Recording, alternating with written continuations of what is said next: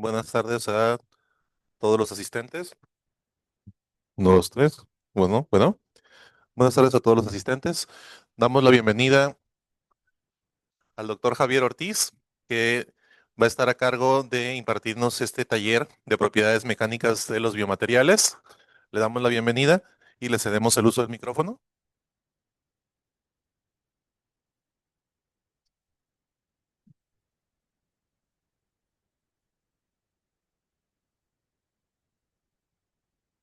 Sí.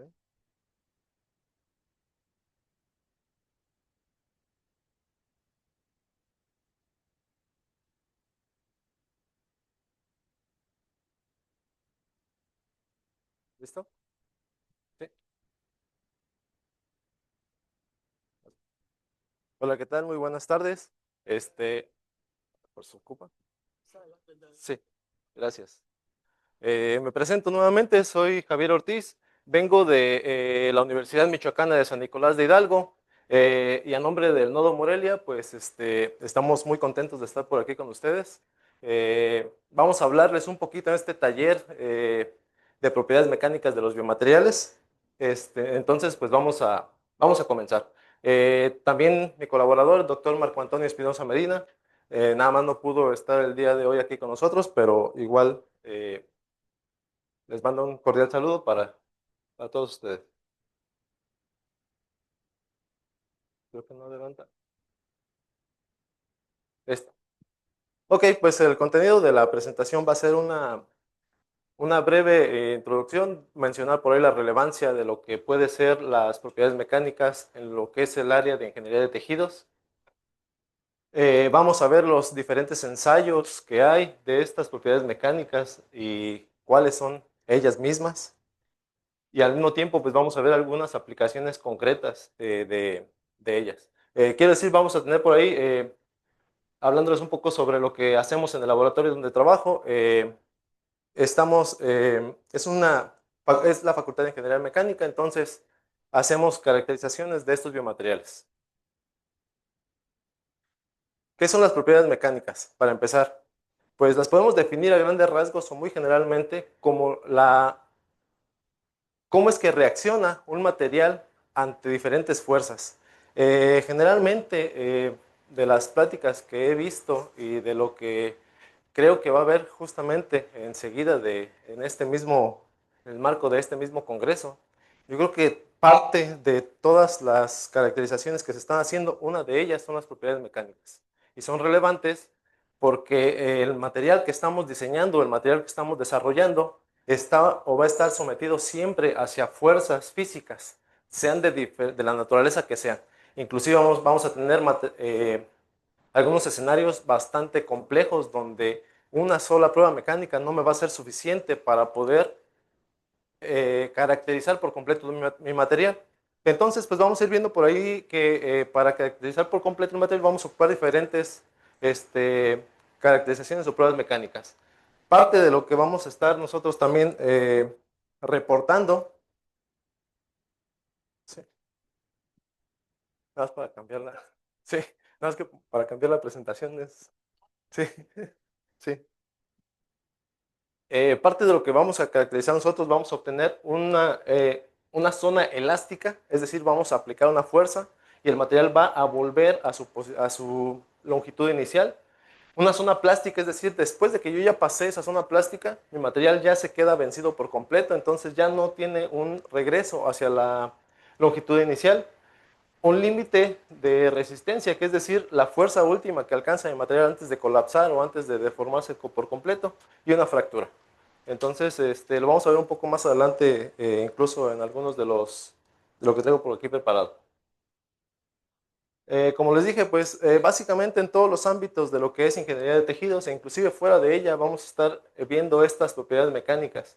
Sea el material que sea que estemos nosotros hablando, prácticamente estamos desde las diferentes combinaciones de materiales puramente metálicos, los compuestos, los cerámicos, no se diga, los mismos polímeros tienen por ahí comportamientos bastante interesantes y las aplicaciones que vamos a estar teniendo pues son numerosas. Entonces, pues vamos a ir viendo que justamente esta parte de las propiedades mecánicas es bastante, eh, es una de tantas de las que nosotros necesitamos hacer para poder aplicar un material en ingeniería de tejidos.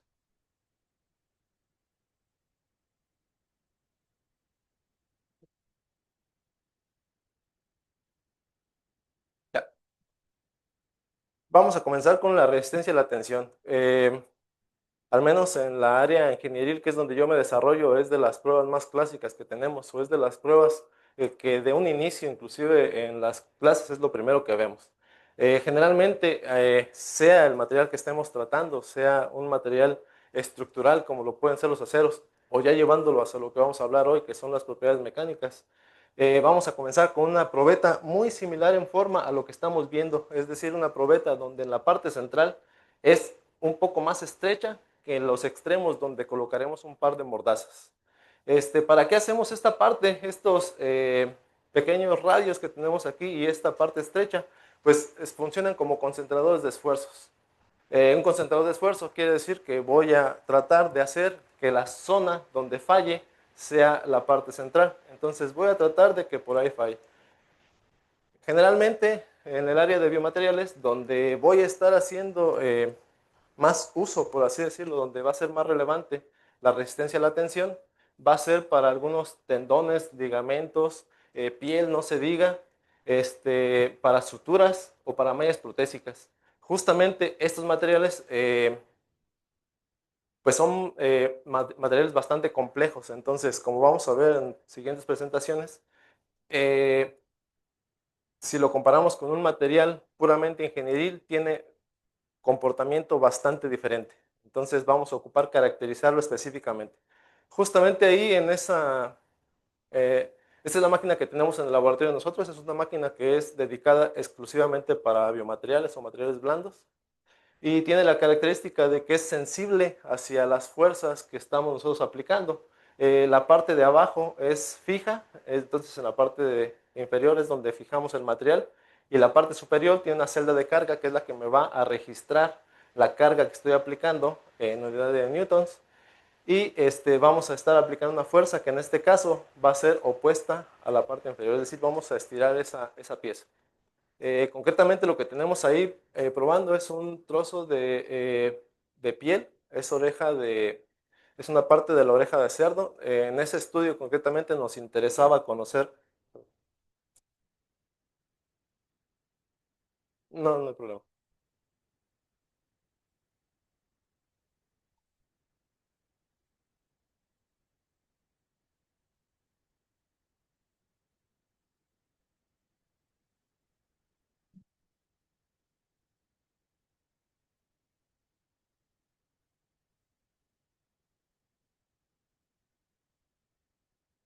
¿listo?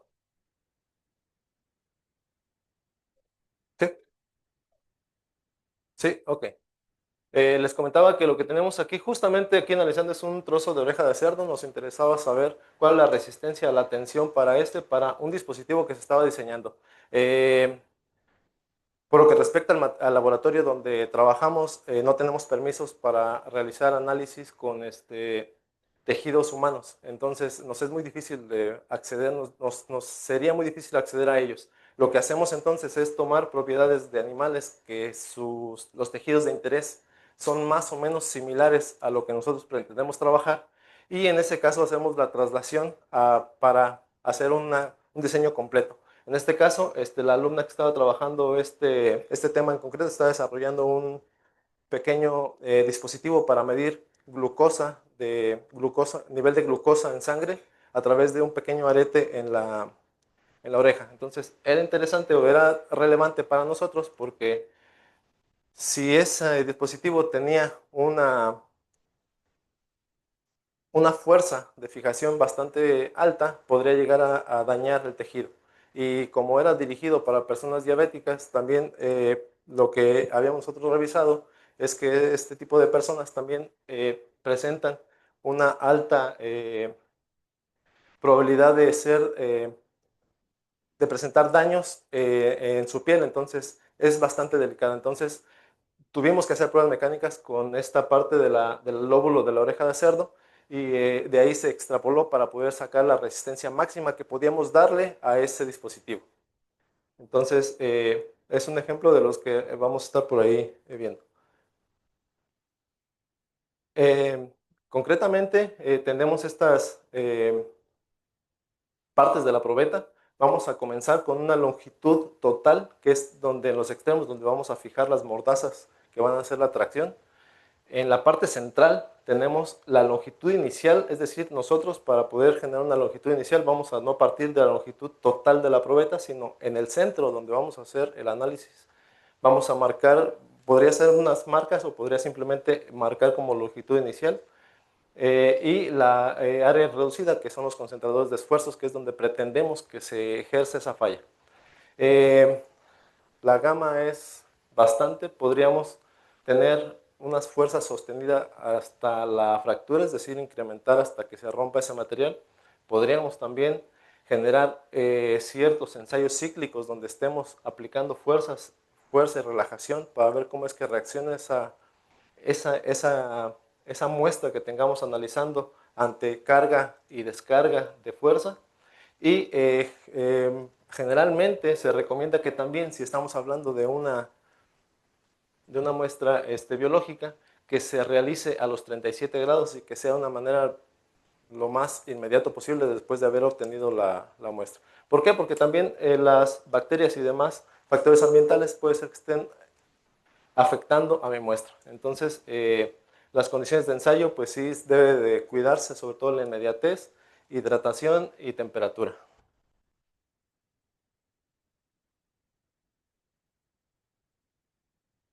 ¿Cómo calculamos estas fuerzas o estas propiedades mecánicas, más bien dicho?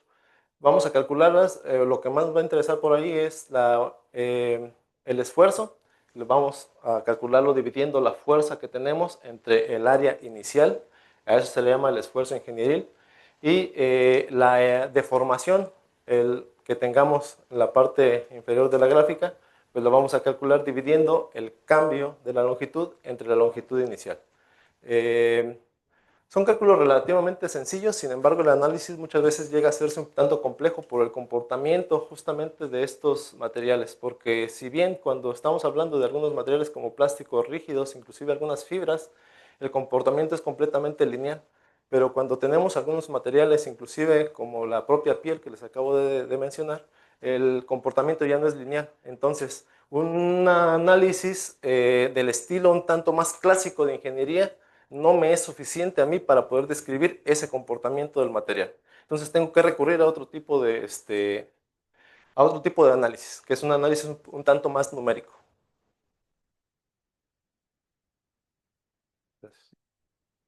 Les mencionaba, por ejemplo, lo que tenemos en la diapositiva anterior, estábamos hablando de generar algunos de estos valores a través de la ley de Hooke, que es la que me va a describir cómo es que se comporta ese material en la zona plástica. Pero el detalle es que muchas veces en esta gran gama de materiales, la zona plástica no es tan fácilmente visible. La zona plástica no la puedo definir tan fácilmente. Entonces tengo yo que hacer uso de otro tipo de modelos, generalmente los que hemos estado utilizando y que nos han estado por así decirlo, adaptándose bien a los datos que tenemos, son este tipo de modelos. Uno de ellos es el neojukiano, el Money-Rivlin, de 2 y 5 parámetros, y el modelo de Ogden. Todos ellos están enfocados un tanto más en este tipo de materiales y lo que hacemos es, a partir de los datos experimentales, en este caso los datos experimentales los tenemos aquí en los puntos verdes, es decir, cada uno de ellos me representa un valor de deformación unitaria contra de esfuerzo, y yo genero una curva, que es la curva en color azul, que es la que me describe este rango de comportamientos. Si bien puedo calcular de todos modos un aparente módulo elástico y un esfuerzo último, que es el que cuando hacemos un reporte de este material se nos pide para poder hacerlo, si yo voy a hacer un análisis o si voy a hacer uso de estos datos para, por ejemplo, hacer una simulación, lo que les hablaba de la oreja de cerdo, necesito hacer uso de este modelo e introducirlo a mi modelo de elemento finito para poder determinar cuál va a ser el comportamiento en todo ese rango de comportamiento desde que inicia el esfuerzo de formación hasta que termina, en todo caso. Pasando ahora a otro de estos análisis, resistencia a compresión, sobre todo para lo que son materiales como hueso y cartílago, me es relevante o me toma cierta relevancia o es uno de los ensayos que más que estamos tratando de- que estamos usando. Entonces, eh, aquí las fuerzas actúan en sentido opuesto. Voy a tener generalmente una muestra cilíndrica o cuadrada, dependiendo la norma que yo esté aplicando, y vamos a aplicar una determinada fuerza. ¿Hasta cuándo? Puede ser hasta un cierto límite que me interese a mí o puede ser hasta que el material fracture. En materiales porosos lo que tenemos es que va compactando y va fracturando, van compactándose algunos de estos poros y los poros van generando diferentes picos en mis gráficas.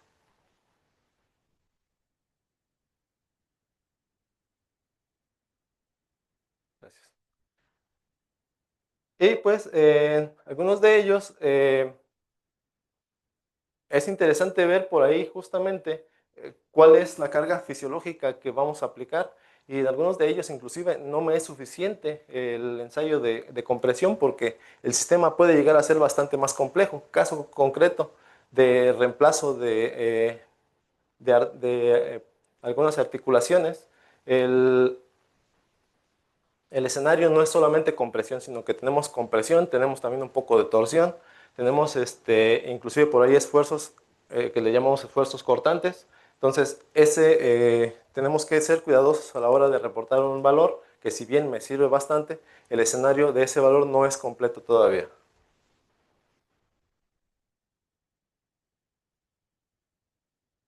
Gracias. Generalmente lo que tenemos nosotros para poder generar estos ensayos a compresión, tenemos la preparación de la muestra, que puede ser a través de solamente el moldeo de la dicha muestra, quiero decir, cuando nosotros tenemos o estamos preparando esos andamios, sobre todo las personas que se dedican un poco más a la síntesis, no me dejarán mentir, generamos los andamios en una cierta dimensión o con dimensiones más o menos controladas. Entonces, de esa dimensión, pues ya de esas dimensiones ya las podemos meter directamente hacia la máquina si es que están dentro de la norma que estamos aplicando. Si no están dentro de la norma, muchas veces tenemos que pasar estas probetas a un proceso de corte o estar adaptando las dimensiones para que estén dentro de lo que la norma está contemplando. Vamos a aplicar una carga axial creciente mediante nuestra máquina de ensayos. Después vamos a registrar y tratar estos datos. Y por aquí me gustaría hacer hincapié, sobre todo en materiales porosos, donde se recomiendan que los ensayos sean tanto en condiciones de seco, es decir, conforme sale del proceso de síntesis, y también en condiciones de humedad. Eh, Otro dato relevante por ahí con la compresión y generalmente con lo que son los biomateriales es que cuando nosotros los sometemos ya hacia se pretende que cuando nosotros los implantamos o injertamos, van a pasar por un proceso tanto de degradación como de integración en el organismo en el que estén dándose. Entonces, estos dos procesos cambian estructuralmente estos materiales. La recomendación es hacer algún tipo de simulación en donde podamos nosotros saber cuál es la resistencia del material antes de ser degradado y durante ese proceso. Pueden ser pruebas, por ejemplo, a los 7, 14 y 28 días. Estar haciendo esas caracterizaciones mecánicas para ver cómo es que va esa curva de cambio de estos materiales.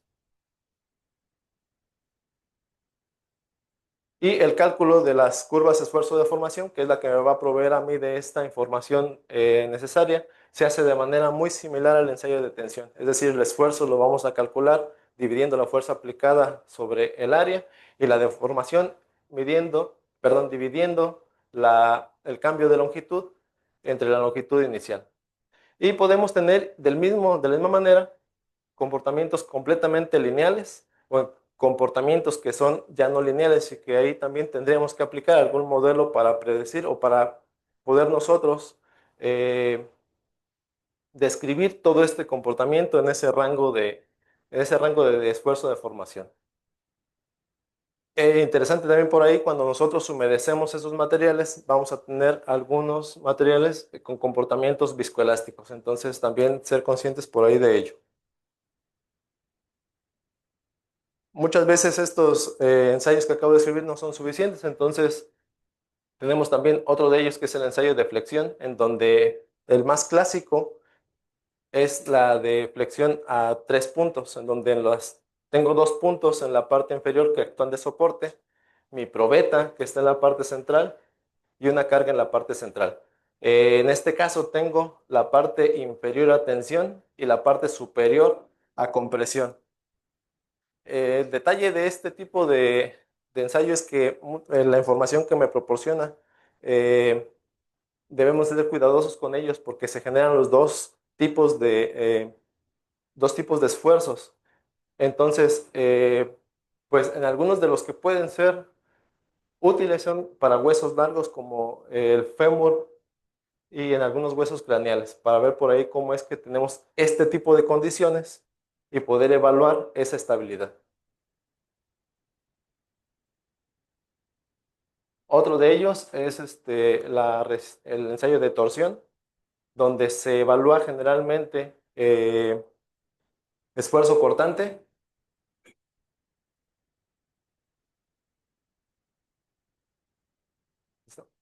Y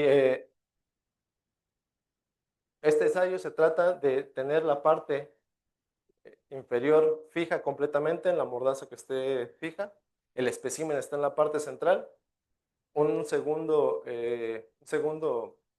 mordaza, por así decirlo, en la parte superior y ejercer una fuerza torsional.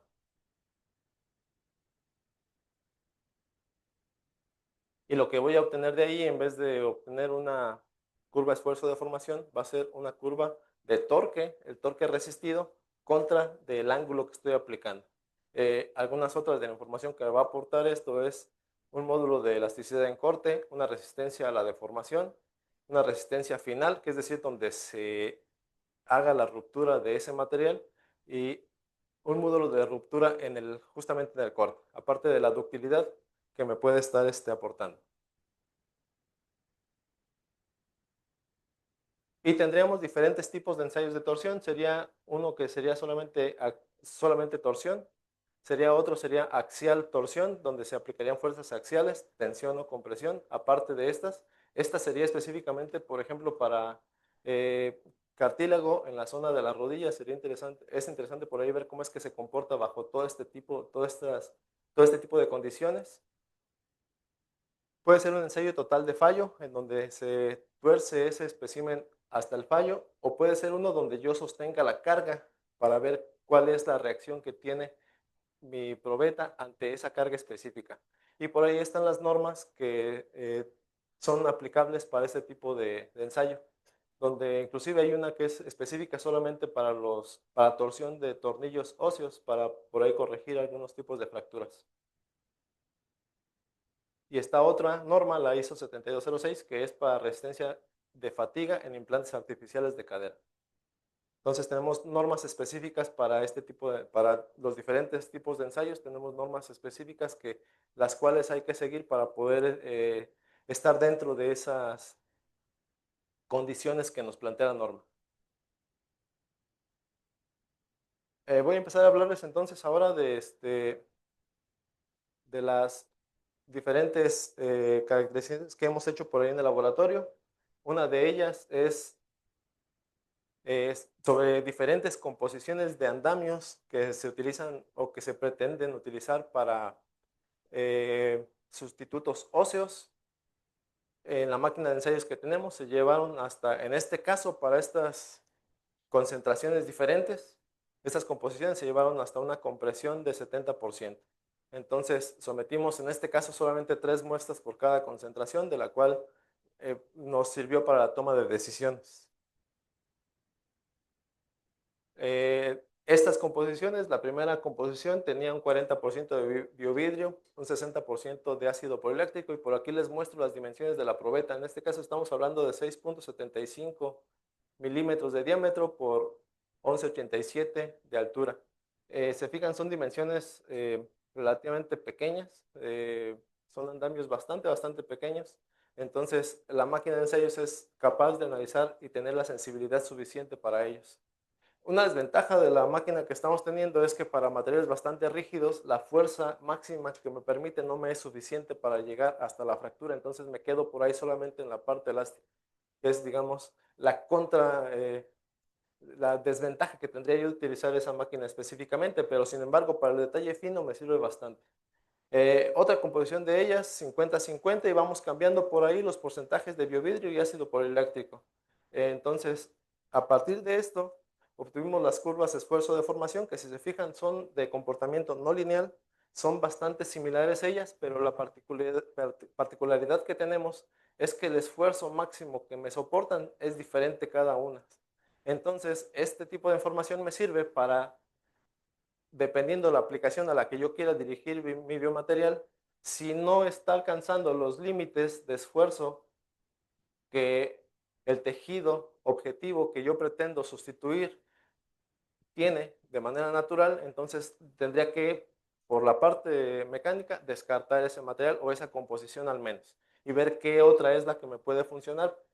¿Por qué? Porque el objetivo de hacer estas pruebas mecánicas es ver si estamos logrando por lo menos de manera similar las propiedades que mi tejido objetivo tiene. Entonces, si alguna de ellas está fuera de ese rango, desde este punto de vista sería descartable. ¿Por qué? Porque si yo la coloco ahí, pues va a colapsar inmediatamente. Entonces no me daría el soporte suficiente para poder generar por ahí lo que estoy pretendiendo hacer con este material. Otro de los casos que estuvimos haciendo por ahí, nos interesaba saber las propiedades mecánicas de fascia abdominal porcina. Esto con el mismo tenor del ejemplo anterior de la oreja. No puedo hacer pruebas mecánicas, al menos no nosotros en nuestro laboratorio, con tejidos de humanos, por las reglamentaciones y por las condiciones que tenemos actualmente en el laboratorio. Entonces, lo que hicimos es, a través de la especie del cerdo, que tiene similitud, no 100%, pero tiene similitud con el comportamiento que podría tener una persona, nos interesaba la fascia de la zona abdominal. ¿Por qué? Porque teníamos ahí un análisis de materiales que se implican en la corrección de hernias. La hernia, generalmente, cuando estos tejidos fallan, tienden a dejar salir generalmente el órgano que está contenido, en este caso el intestino, es el que estaría contenido dentro de estas paredes, y nos interesaba saber o comprender el fenómeno de la creación de esta hernia. Entonces, pues recurrimos al bioterio que está por ahí en la Facultad de Medicina Veterinaria de la misma universidad para que nos proveyeran de algunas especies, de algunos especímenes, y escogimos de alrededor de un peso de 90 kilos. Esto más que nada porque también no queríamos eh,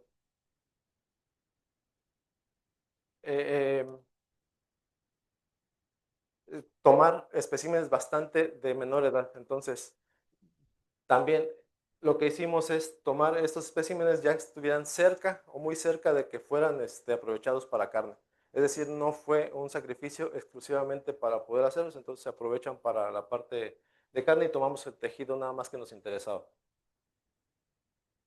El manejo por ahí fue totalmente de acuerdo a las normas que nos restringen, es decir, el sacrificio fue humanitario, las muestras las pusimos en un lugar, en una hielera para poder trasladarlos de manera lo más, lo más rápidamente posible para hacer la extracción, y pues hicimos la disección de cada una de ellas. Quitamos piel, quitamos grasa, nos quedamos solamente con la fascia. En este caso también la fascia nos era interesante porque al momento de hacer una sutura para corregir estas hernias, es de la fascia abdominal o de la fascia generalmente donde tomamos por ahí para poder hacer la sutura. Entonces nos era interesante también en este caso, la fascia abdominal. Tomamos también en direcciones longitudinales al cuerpo del cerdo, que son las que están en la parte derecha. La parte izquierda son transversales. Esto porque generalmente este tejido tiene comportamiento dependiendo de la dirección en donde yo ejerce esa fuerza. Estuvimos hidratando también con solución salina al 0.9%, comercial completamente, para evitar por ahí la deshidratación del tejido. Y en este caso, el equipo que teníamos no nos permitió estarlo haciendo a 37 grados, entonces lo hicimos a temperatura de laboratorio, eran 25 grados aproximadamente lo que teníamos en ese momento. Y pues vamos a ver los resultados. Estuvimos haciendo estas pruebas igual a la misma máquina, en la Univer, es de la marca CellScale y está, como les decía, enfocada en analizar tejidos o en un cierto rango de fuerzas que comprende tejidos, sobre todo blandos, la colocación de la muestra. Y lo que obtuvimos es justamente esto. En la dirección longitudinal tenemos un comportamiento de una manera y en la longitud transversal otro completamente. Quiere decir que tenemos lo que le llamamos anisotropía. Anisotropía no es nada más que dependiendo de la dirección donde yo esté ejerciendo la fuerza, ese material tiene un comportamiento de una manera diferente. Entonces, pues se observa una variación que es bastante, pero nos dio esta información que es bastante interesante, al menos para nosotros.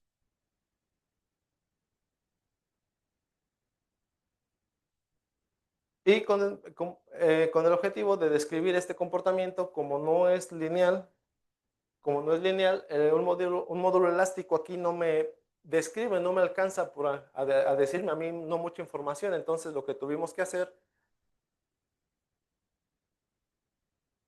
pues, lo que tuvimos que hacer es recurrir a algunos de los modelos hiperelásticos que les mencionaba, diapositivas previas, y a través de un software multifísica llamado COMSOL, aplicamos por ahí esas aproximaciones. Entonces,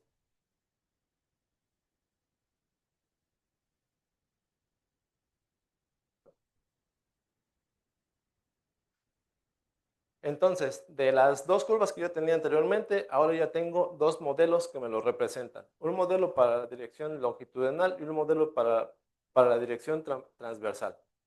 Este modelo consta de esta serie de parámetros en donde P es el esfuerzo que estoy teniendo de este lado y lambda es la deformación, la deformación que le estoy aplicando al material, y las letras C1 a C1, C02 y C10 son los 5 parámetros de este modelo.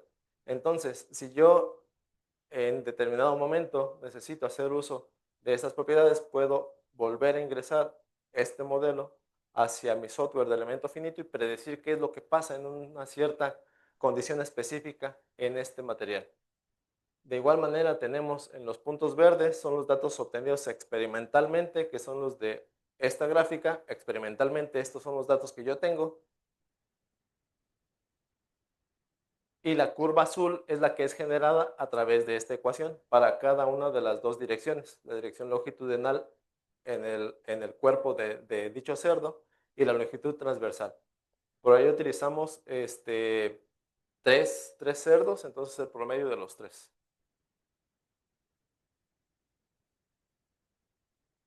Eh, Como estudio de caso, digo estudio de caso porque solamente hicimos uno solo de estos procedimientos para un cerdo que tenía una hernia. El cerdo tenía aproximadamente 3 meses de edad y con esos 3 meses tenía esta hernia. El, el anillo herniario, que es donde está justamente el abdomen y es por donde salen las vísceras hacia la parte de la hernia o el saco de la hernia, medía alrededor de 3 centímetros, lo cual quería decir que ya estaba por ahí un poco restringiendo la alimentación de ese animal. Eh, Pesaba 12.8 kilos, para 3 meses de edad es bastante poco peso, que es por las restricciones que tenía por ahí de nutrición, por el padecimiento que estaba teniendo. Y se le hizo todo el procedimiento lo más parecido posible como se le haría a un paciente humano. Es decir, se llevó hacia anestesia, se hizo en quirófano con condiciones estériles, se aplicó una malla para poder corregir esa hernia y reforzar esa zona, que también en un cierto porcentaje importante de pacientes humanos se llegan a poner esas mallas para poder soportar y dar más soporte más soporte hacia esas mallas. Entonces se utilizó inclusive una malla que es utilizada que es comercial, que es de la marca Prolene Mesh, y se suturó con ácido poliglicólico, perdón, que es una sutura absorbible. Entonces, se hizo la corrección de este padecimiento que tenía este animal. Y lo interesante es que el animal, bueno, ahorita viene la parte que tiene que ver con lo mecánico. El animal se puso en aislamiento durante 4 semanas para evitar por ahí que otros de los animales con los que puede generar convivencia lo mordieran y quitaran por ahí las suturas y demás. Entonces, tuvo un periodo de vida de 22 semanas más a partir de esto y se realizó el sacrificio para poder extraer luego la muestra de ahí y ver qué es lo que estaba sucediendo. Extrajimos justamente ese tejido, se hicieron los mismos tipos de pruebas, se cuidaron igual las condiciones de tanto de sanidad como de temperatura y se hizo en el mismo día en el que se realizó el sacrificio para no pasar por un proceso de enfriamiento bastante largo de mi muestra. Entonces, lo que encontramos fue que, si recuerdan, este es el comportamiento de comportamiento mecánico de algunos de los cerdos que no pasan por ningún proceso quirúrgico, es decir, solamente de la fascia abdominal. Extrajimos el mismo tejido y si observan, ahora el comportamiento ya no es diferente, no es tan diferente en la dirección longitudinal o transversal, es decir, se parecen bastante. Esto por un proceso por ahí de cicatrización, más aparte de fibrosis que se genera. Pero lo interesante es que este estudio se hizo porque con algunas de estas mallas protésicas estuvimos viendo que se reportaba que los pacientes humanos a los que se les implantaba tenían un proceso de incomodidad. Inclusive algunos de ellos reportaban dolor crónico durante todo el resto de su vida con este tipo de mallas.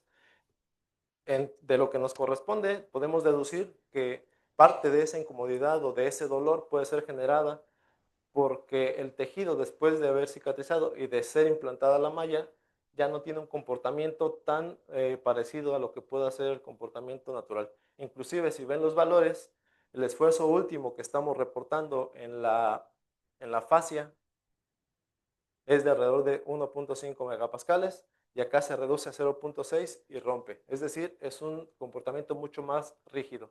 Quiere decir que dicho paciente podría tener o estar teniendo cierta restricción de movimiento, inclusive en esa zona. Entonces, pues, aunque esto no es toda la respuesta para poder generar una propuesta de solución, sí es por lo menos una vía. Desde el punto de vista mecánico, es lo que nosotros observamos y es lo que podemos proponer, corregir o por ahí por lo menos hacer hincapié en que los materiales, cuando sean integrados, tengan una cierta comportamiento anisotrópico. Otra de las aplicaciones que podemos tener para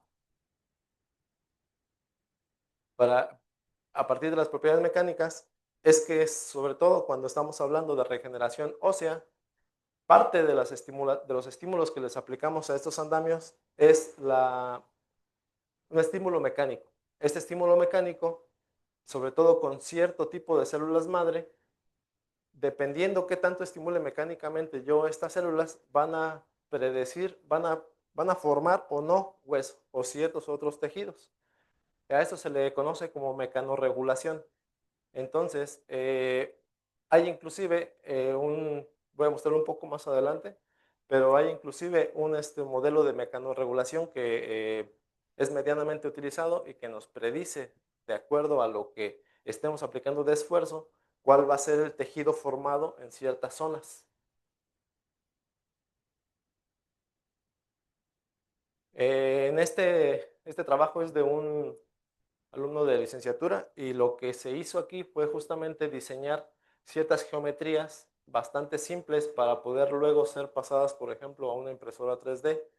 para poder generar un andamio con una estructura ya definida en la parte tanto interior como exterior y para tener un cierto parecido a lo que es el hueso cavernoso, ¿no? Entonces tenemos por ahí que si unimos estas geometrías y generamos baterías repetidas de ellos, vamos a tener comunicación entre cada uno de ellos. Entonces es importante por ese lado.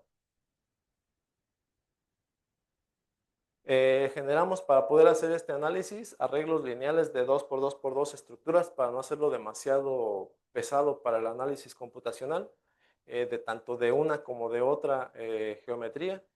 Y las condiciones que nosotros pusimos para el contorno fue un empotramiento en la parte exterior y unas deformaciones de 0,5, de 1 y de 2%.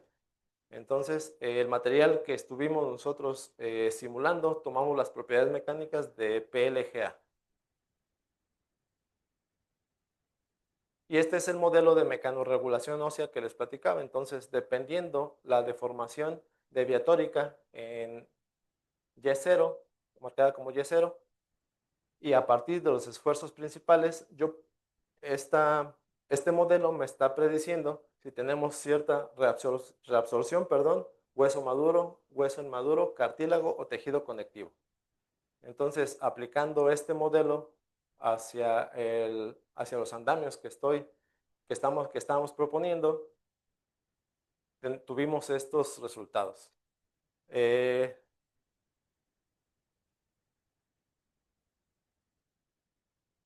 Para la deformación de 0,5% predomina la formación de hueso maduro, perdón, de hueso inmaduro. Para la deformación del 1% tenemos una predominantemente la formación de hueso inmaduro y para el 2% de los tejidos tenemos partes iguales de tejido conectivo y de hueso inmaduro. Esto desde la predicción que hace el algoritmo que habíamos visto anteriormente. Esto me es interesante porque yo podría también aplicar a este tipo de simulaciones un modelo de los que genero con los datos de los andamios que estamos nosotros generando. Es decir, si yo en mi laboratorio estoy produciendo, sintetizando algunos materiales o biomateriales, puedo analizarlos para obtener las propiedades mecánicas y también luego hacer una simulación de ellos para poder optimizar y cerrar un poco la brecha con la experimentación y no hacer a lo mejor experimentación bastante extensa y reducir por ahí un poco tanto tiempos como costos. En la otra geometría, la que llamamos como cubo menos cilindros, para la deformación del 0,5% se tiene una mayor concentración de hueso inmaduro y para la del 1% predomina la zona de hueso inmaduro y aparecen algunas zonas de cartílago y para la del 2% sigue presentando en mayor medida hueso inmaduro y las tasas de hueso maduro son pequeñas, aunque tienen cartílago en algunas de las zonas. Podemos concluir que el conocimiento de esas propiedades mecánicas es clave en la ingeniería de tejidos y que los ensayos y caracterizaciones dependen mucho de la naturaleza del material que estamos analizando. Entonces, es una batería más o menos extensa de estas propiedades y podemos aplicarlas de acuerdo a lo que nosotros estemos necesitando. Y pues agradecerles y este es el contacto que tenemos.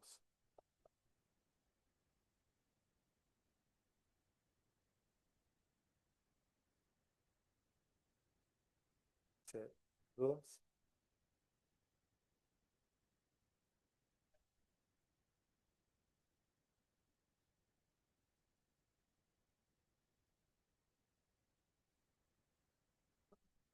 Adelante, sí, adelante.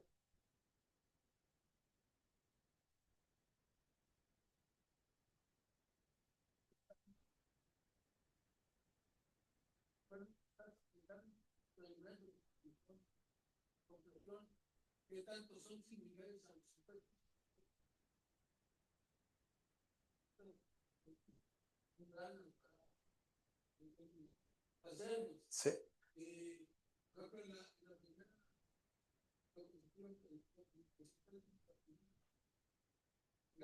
¿Regresamos?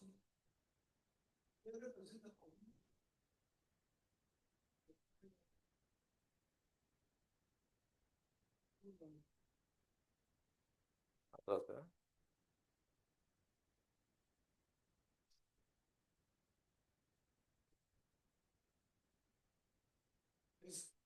Es- ¿Y cómo interpretas que es relacionado con el esfuerzo? ¿Cómo se interpreta si se rompe el sol? No entiendo qué significa completamente la deformación anda y el esfuerzo que se hace. con lo que puede hacer, ok.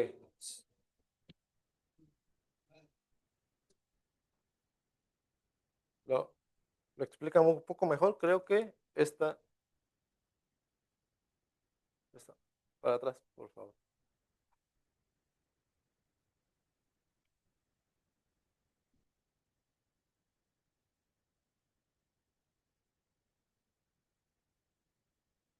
Voy, ya. Esta. Ok, aquí tratamos, o lo que se trata de hacer es ver qué tanto resiste. No tenemos los parámetros para poder hacer una similitud con respecto de lo que pudiera ser la carga que hace el cuerpo, para poder, esa sí se la queda de ver, no la tenemos. Sería eso hacer un ensayo específico para un cierto tipo de movimiento, lo que le llamamos biomecánica. Entonces, en la biomecánica ahí sí nos dedicamos un poco más a justamente analizar lo que es el y movimiento y carga de diferentes comportamientos. Entonces, ahí sí podríamos nosotros hacer, de acuerdo a las cargas máximas que la biomecánica nos indica, hacer una simulación específicamente dentro de ese rango. Es decir, yo ya cerraría no hasta la ruptura, que es ahí, ahorita le explico lo que es la ruptura, pero sino más bien en ese rango de comportamiento y ver qué es lo que pasa, por ejemplo, un caso específico, y también por ahí en algunos de los estudios estuvimos viendo, la tos. La tos genera ciertos esfuerzos en la pared abdominal. Entonces, sería hacer un estudio de qué tanto puede deformar o qué tanta fuerza puede aplicar el esfuerzo de toser y hacer ese estudio para ver qué tanto es lo que puedo generar de deformación en cierta parte de interés. O sea, si bien la parte, ahora sería ir acotando, si no me interesa toda la pelada abdominal, sino más bien, por ejemplo, parte baja del abdomen, ver por ahí qué es lo que está sucediendo con ese fenómeno específico. Cuando personas adultas que tienen problemas de respiración fuertes, Sí, sí,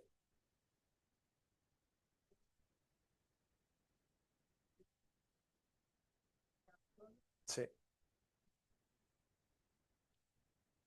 Otro de los fenómenos que también vimos por ahí, tanto en bibliografía y hubo un acercamiento para hacerlo, no se ha concretado, es con prolapsos de pared, eh, me corregirán los chicos, con la pared uterina, ¿sí? Suelo pélvico, perdón.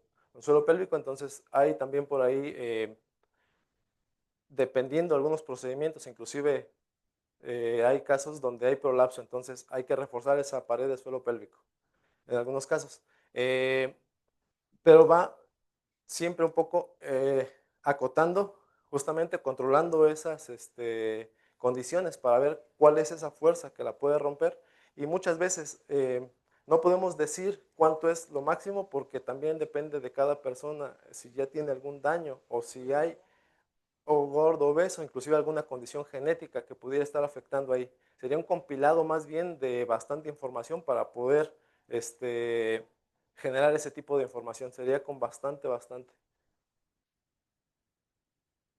¿dónde le salió la idea? ¿Por qué empezaste dónde? Como ingenieros mecánicos tendemos a analizar. Ahí vamos empezando nosotros la brecha en nuestro laboratorio. Justamente ese equipo que les mencioné es un equipo que tiene relativamente poco en el laboratorio, entonces estamos tratando de darle ese uso por ahí. Entonces, hemos analizado sobre todo muestras que se generan ahí en el laboratorio a través de síntesis, pero también estamos por ahí haciendo lo que se nos permite dentro de la ética de investigación, análisis con algunos animales, sobre todo con cerdo, que tenemos la facilidad de conseguir algunos tejidos que son desecho para algunos o que lo podemos considerar desecho y generar esto. Entonces, con humanos no tenemos todavía ese... No tenemos por ahí quien nos... Exacto, sí, es exactamente. Falta esa colaboración específica para poder generarlo. Pero sí sería, sobre todo, bastante interesante eso. Sí. Tenemos, no sé, Ujú. eh, nos pregunta Lourdes, actualmente su manufactura es fácil de realizar y cuál es el coste en la actualidad de cómo se refiere a la malla que utilizaron. La malla fue completamente comercial. Fue una malla comercial y precisamente salió por problemas ya registrados en bibliografía con este tipo de mallas. No con ese en específico, pero sí con ese tipo. Nada más que utilizamos nosotros esa por la facilidad de conseguirla comercialmente. Pero es una malla comercial ya aplicable. También dice que fue de 3 milímetros de espesor, pero pregunta si las fibras estaban alineadas o con diversas orientaciones respecto a la dirección de los esfuerzos aplicados. De hecho, lo interesante de esa malla es que también la habíamos nosotros analizado y presenta también anisotropía, es decir, presenta un comportamiento mecánico diferente dependiendo de la dirección. Y el cirujano se encargó de colocarla en la posición que marcaba también el procedimiento de aplicación de la malla. Entonces, pero es una malla comercial de alrededor de 0.8 milímetros el hilo, más bien. El entramado era entretejido, diferentes, era un patrón, pero sí generaba resistencia mecánica diferente, digamos en X que en Y, tenía diferente comportamiento. También aquí, Arturo Valenzuela, la simulación en qué software se realizó y el algoritmo de mecanorregulación utilizado se hizo una validación para predecir su exactitud con los modelos in vitro. No tenemos esa validación. De hecho, bueno, ese modelo está validado porque es un modelo que tomamos de bibliografía. Entonces, tomamos el modelo solamente y lo aplicamos en COMSOL, que es el software donde lo estuvimos utilizando. Adelante. Eh, ¿Qué tanta es la brecha entre la validación experimental y numérica? Porque me parece que los datos que están tomando son de Consol, comentas, Sí, pero pues hay una brecha al momento de crear ese material, porque pues no es como los metales o los plásticos que ya están fijos. Entonces, ¿qué tanto pues diferencia hay entre las validaciones y la parte experimental al momento de tomar ese material? ¿Te refieres perdón, te refieres al modelo de mecanorregulación que utilizamos? Al, Pues en general, la parte perdón. experimental. Sí, te debo ese dato de cuánto es la brecha, pero sí hicimos el análisis de hacer ahora después una simulación de una probeta donde le aplicamos unas dimensiones diferentes y predecir su comportamiento a través de COMSOL. Y luego hicimos ese mismo ensayo en la máquina y vimos cómo se comportaba la probeta. Entonces predijimos a través del algoritmo aplicado en un software de elemento finito y después lo validamos con un ensayo en la máquina de ensayos de un material que caracterizamos. Pero sí te debo cuál es el rango ese de comportamiento. Sí, ¿Cuál es el rango? De error, perdón. eh,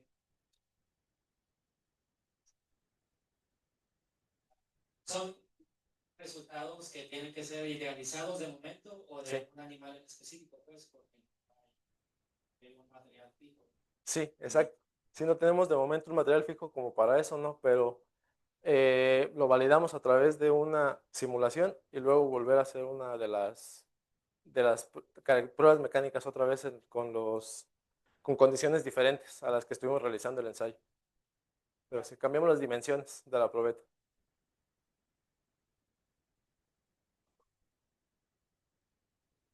Dando la presencia de alumnos de la medicina, que estamos en el laboratorio, eh, este tipo de mallas se utiliza para reparación de defectos herniarios, tanto umbilicales como postquirúrgicos.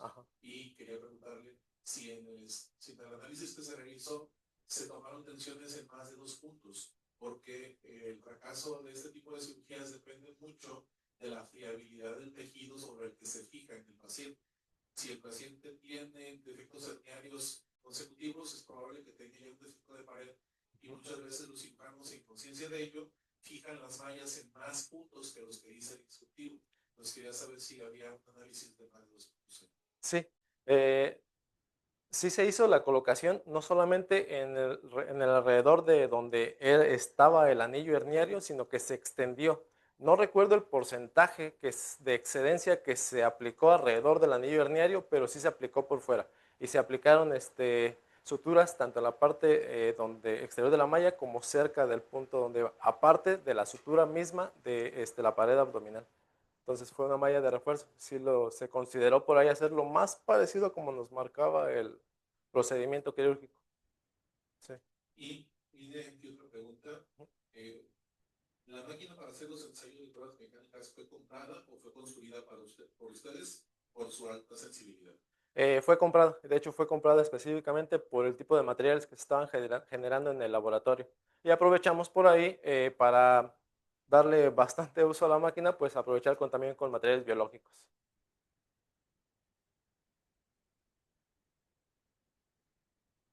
¿Alguien duda? Muy bien. Si alguien más en el chat tuviera una inquietud. Le damos las gracias a don Javier. Y nos hemos entregado Gracias, doctor. Gracias. Sí, claro que sí. Gracias, doctor. Gracias. Y nos sobró un poquito de tiempo, bueno, no hay café, pero la siguiente sería. Tenemos en realidad solo 5 minutos. No, perdón, estaba programado a partir de las 5. Ajá. Los trabajos libres. Sí. Entonces, tenemos una hora. Entonces, pueden ir al. Me quedo. Entonces, tenemos espacio. Regresamos a las 5. También la visita para los que están en línea. Sí, les repetimos el anuncio. El tiempo del taller fue un poco menos que lo proyectado. Y para los trabajos vamos a respetar el calendario de trabajo y el programa que se haya mandado. Entonces tenemos ese espacio de 1 hora para quien se acaba de conectar. Estaremos haciendo una breve pausa.